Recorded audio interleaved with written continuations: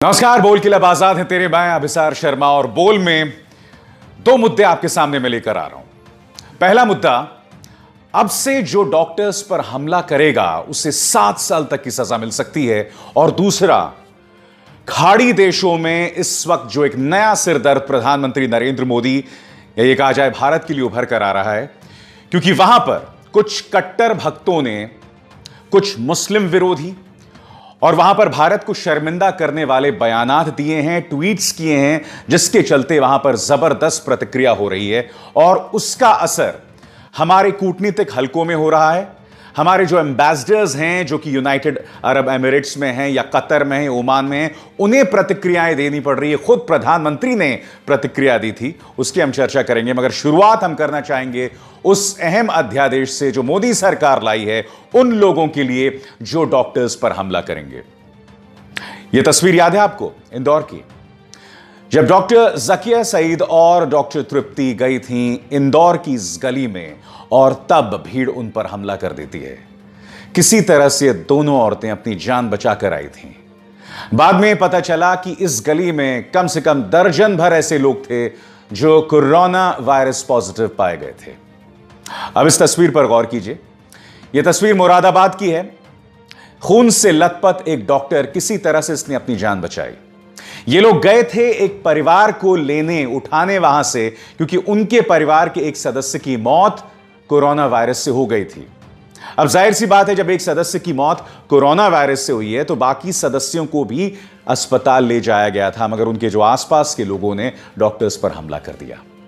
आप मुझे बताइए ना, आखिर सख्त कानून क्यों ना लाए जाएं? और ऐसा नहीं कि सख्त कानून नहीं है, कम से कम 20 ऐसे भारत के राज्य हैं जहां आप डॉक्टर्स पर अगर हमला करते हैं तो उसको लेकर सख्त कानून पहले से ही मौजूद हैं। मैं आपको बताना चाहूंगा कि प्रधानमंत्री ने इस मुद्दे पर क्या कहा ट्वीट करके, क्योंकि मैं लगातार अपने कार्यक्रमों में प्रधानमंत्री जब भी संबोधन दे रहे थे, पहले उन्होंने याद है थाली ताली बजाने की बात कही, उसके बाद दिवाली मनाने की बात कही। उस दौरान मैं लगातार प्रधानमंत्री से कहता रहा था कि प्रधानमंत्री, आपसे मेरी अपील है कि डॉक्टर्स पर जिस तरह से हमला हो रहा है, कृपया एक अपील कीजिए। अब प्रधानमंत्री क्या कह रहे हैं, सुनिए। The epidemic diseases amendment ordinance 2020 manifests our commitment to protect each and every health care worker who is bravely battling COVID-19 on the front line. It will ensure safety of our professionals. There can be no compromise on their safety. बहुत खूबसूरत बात कही प्रधानमंत्री कि जो हमारे health workers हैं, हमारे जो स्वास्थ्य कर्मी हैं, उनकी सुरक्षा के साथ किसी तरह का कोई समझौता नहीं हो सकता। मगर मैं आपको मिलवाना चाहूंगा अहमदाबाद म्युनिसिपल कॉरपोरेशन के लिए काम करने वाली इस हेल्थ वर्कर से। इसका नाम रूपल है। जानते हैं क्या बता रही है?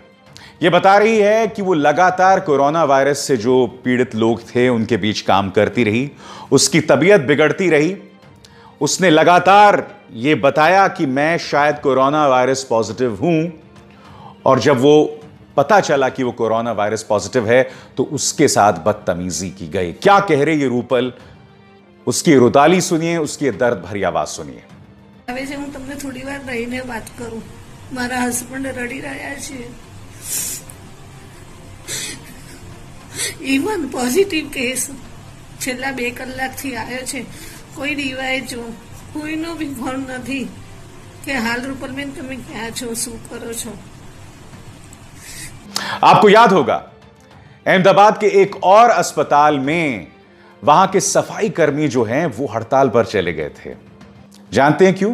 क्योंकि उन्हें पर्सनल प्रोटेक्टिव इक्विपमेंट यानी कि ग्लव्स, मास्क, ये तमाम चीजें मुहैया नहीं कराई गई थी। वो कह रहे थे कि हम कैसे कोरोना वायरस से जो पीड़ित मरीजों की सेवा करें अगर हमारे पास प्रोटेक्टिव इक्विपमेंट नहीं है।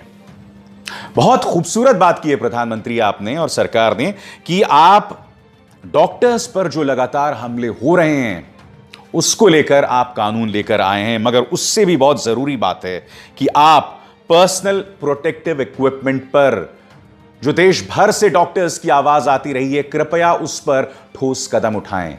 क्योंकि आपको याद होगा कुछ दिनों पहले रोहतक मेडिकल कॉलेज से, all India institute of medical sciences से, तमाम जगहों से इस तरह की दलीलें, इस तरह की अपील की गई कि हमारे पास पर्सनल प्रोटेक्टिव इक्विपमेंट नहीं है, मगर उन सब की आवाज़ों को दफन कर दिया गया। पहले एक प्रोपेगेंडा चलाया गया कि यह सब झूठ है और उसके बाद उनको इस कदर डराया गया कि वो खामोश हो गए। मैं आपको बता रहा हूं हो क्या रहा है।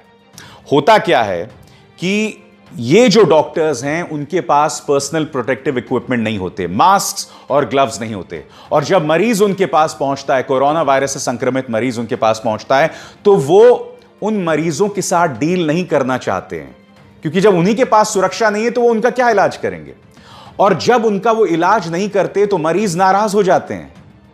तो आप मुझे बताइए, मरीज नाराज है, मगर क्या सरकार अपनी भूमिका से बच सकती है? दो सूरतें हैं, एक तो इंदौर और मुरादाबाद वाली, जहां डॉक्टर्स जा रहे हैं उनके साथ आप बदतमीजी कर रहे हो। आप कैसे कम अक्ल लोग हो भाई, कैसे ना समझ लोग हो कि आप इस तरह की बदतमीजी करते हो। मगर दूसरी तरफ जो लोग अस्पतालों में हमारे डॉक्टर्स काम कर रहे हैं, उनके लिए आप किस तरह का पर्सनल प्रोटेक्टिव इक्विपमेंट मुहैया करा रही है सरकार? बताइए ना।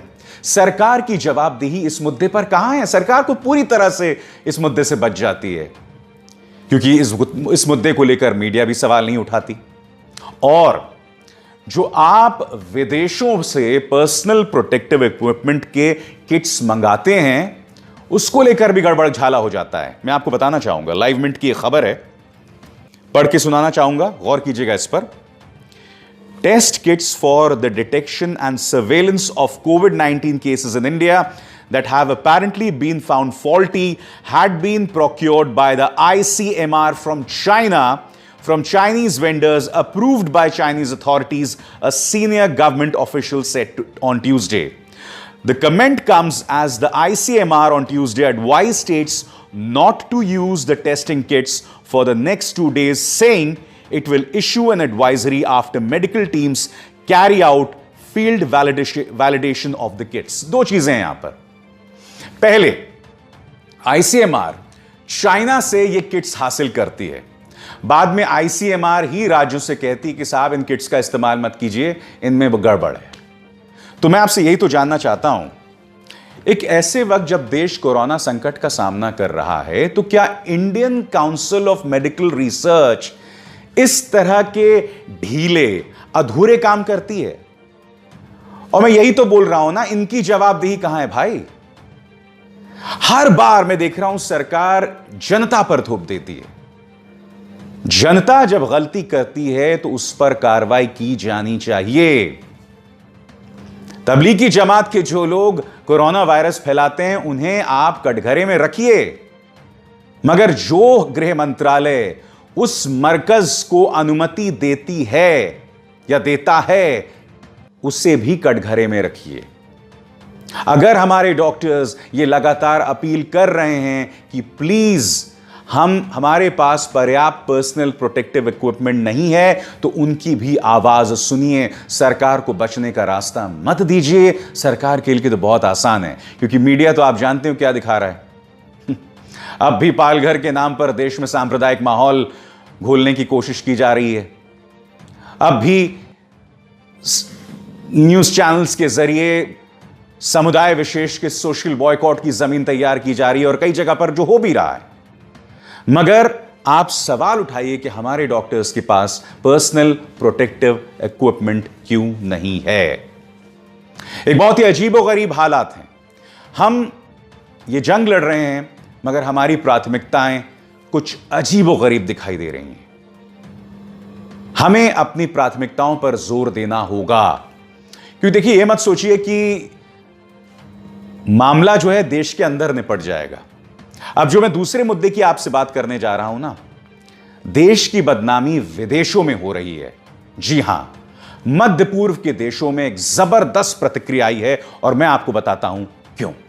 सबसे पहले मैं आपको दिखाना चाहूंगा प्रधानमंत्री नरेंद्र मोदी का एक ट्वीट जो कुछ दिनों पहले किया था, जिसमें वो ये कह रहे हैं कि कोरोना संकट के सामने हम एक साथ लड़ाई लड़ेंगे, और जब ये महामारी या बीमारी आप पर हमला करती है ना, तो आपके धर्म, आपकी जाति, आपका रंग, आपकी भाषा नहीं देखती। प्रधानमंत्री को क्यों कहना पड़ा? क्योंकि जो मिडिल ईस्ट के देश हैं, गल्फ के देश हैं, वहां पर कुछ भारतीय कुछ जहरीली बातें कर रहे थे और उसको लेकर वहां के हुक्मरानों में जबरदस्त नाराजगी थी। उन्होंने क्या कहा मैं नहीं बोलना चाहता हूं, मैं आपको बताना चाहता हूं कि हमारे जो एम्बेसडर्स हैं, हमारे जो राजदूत वहां पर पोस्टेड हैं, उनके लिए कितनी बड़ी मुश्किल है। मसलन आपके स्क्रीन पर एम्बेसडर पवन कपूर, जो कि हमारे एम्बेसडर हैं यूएई में, वो क्या कह रहे हैं। India and UAE share the value of non-discrimination on any grounds. Discrimination is against our moral fabric and the rule of law. Indian nationals in the UAE should always remember this.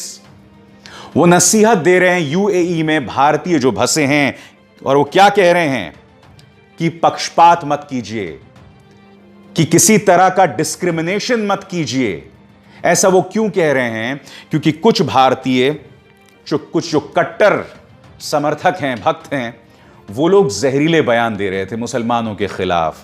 ये भी बता रहे थे कि ये जो देश चल रहे हैं खाड़ी के, ये हमारे रहमो करम से चल रहे हैं। नतीजा वहां पर एक जबरदस्त प्रतिक्रिया हुई है।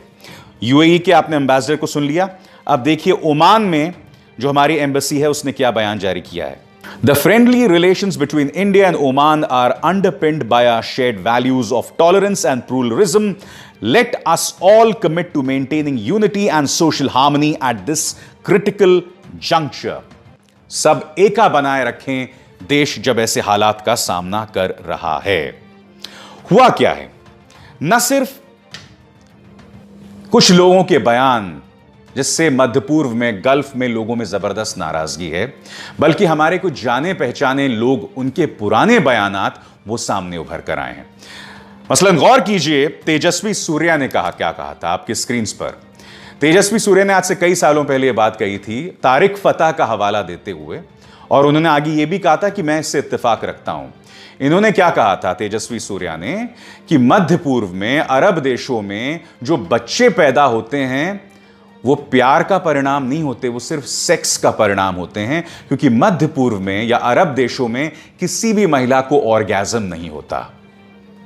इसको लेकर वहां जबरदस्त नाराजगी थी। लोगों ने यह भी कहा, प्रधानमंत्री आप अपने इस मिनिस्टर पर एक्शन लीजिए। उसके बाद क्या होता है, सोनू निगम का यह बयान, यह उन्होंने बयान दिया था आज से बहुत पहले, और क्या कहा था, गॉड ब्लेस एवरीवन, मैं एक मुसलमान नहीं हूं, मगर मुझे अजान के जरिए क्यों उठाया जाता है? यह जबरदस्ती का धर्म थोपना भारत में आखिर कब बंद होगा? उसके बाद वो ये भी कहते हैं कि मोहम्मद ने जब इस्लाम बनाया था तब बिजली नहीं थी, तो मुझे इस कोलाहल का, इस शोर का सामना क्यों करना पड़ रहा है एडिसन के बाद? क्या यह इस्लाम विरोधी है? मुद्दा वो नहीं है। देखिए, अगर कोई कह रहा है कि भाई मैं अजान की वजह से सो नहीं पा रहा हूं, हो सकता है भाई नहीं सो पा रहे हो, मैं उस पर पढ़ना ही नहीं चाहूंगा कि इस्लाम विरोधी है कि नहीं। मगर आप जानते हैं इस वक्त सोनू निगम दुबई में है। अजीबोगरीब इत्तेफाक है, दुबई में है, और अब उनके पुराने ट्वीट्स डिस्कवर किए जा रहे हैं।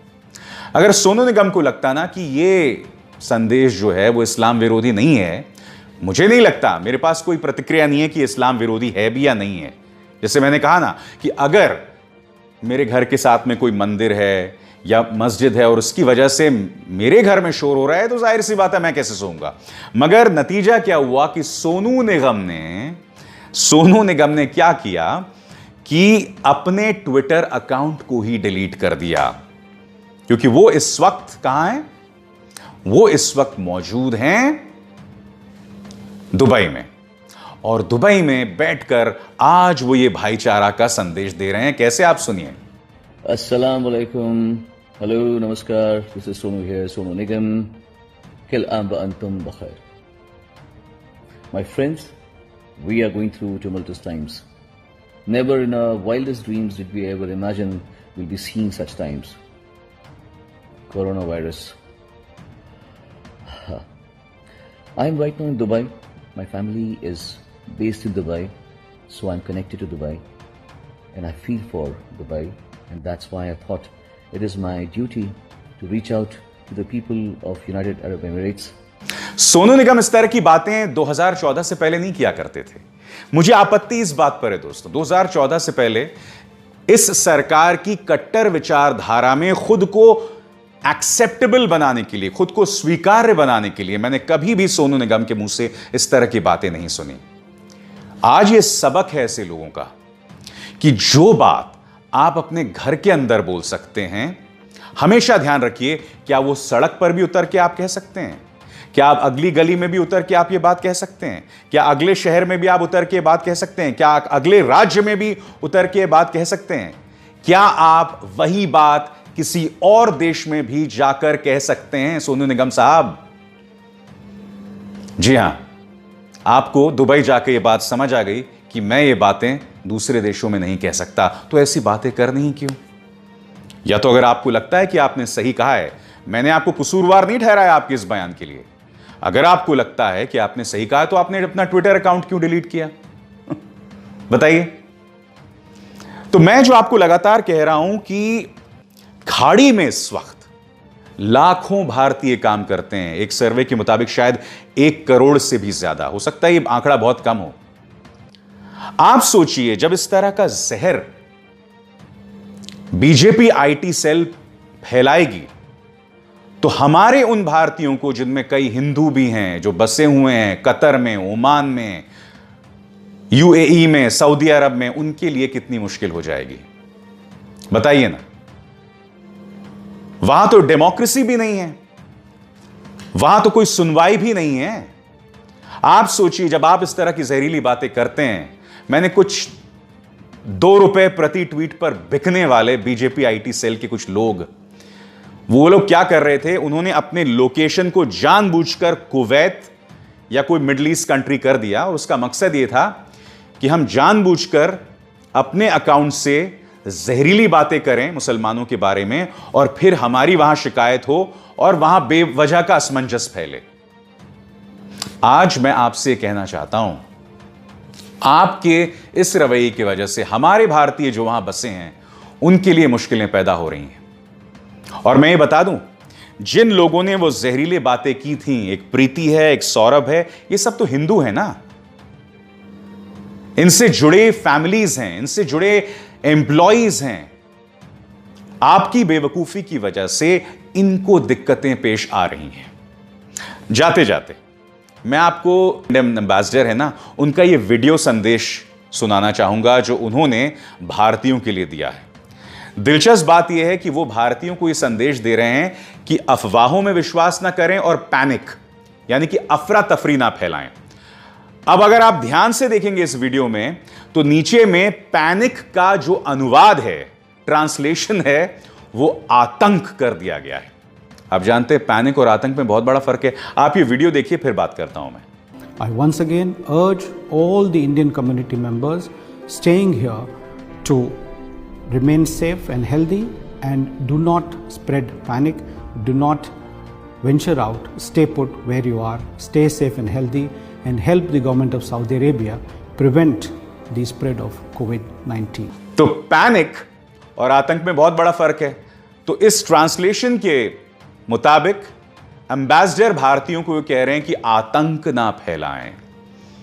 बेशक उन्होंने वो बात ना कही हो, मगर जो संदेश है वो वाकई बहुत सटीक है, बहुत सार्थक है। मेरी भी आपसे अपील, खासकर बीजेपी आईटी सेल की से, कि कृपया आतंक ना फैलाएं, क्योंकि जब आप ऐसी बातें करते हैं तो मेरे भारतीय, मेरे भाई बहन जो वहां बसे हुए हैं, उनके लिए मुश्किलें पेश आती हैं। अपनी सियासत से ऊपर उठिए, फॉर गॉड्स सेक। बोल के रब आजाद है तेरे में, बस इतना ही। नमस्कार।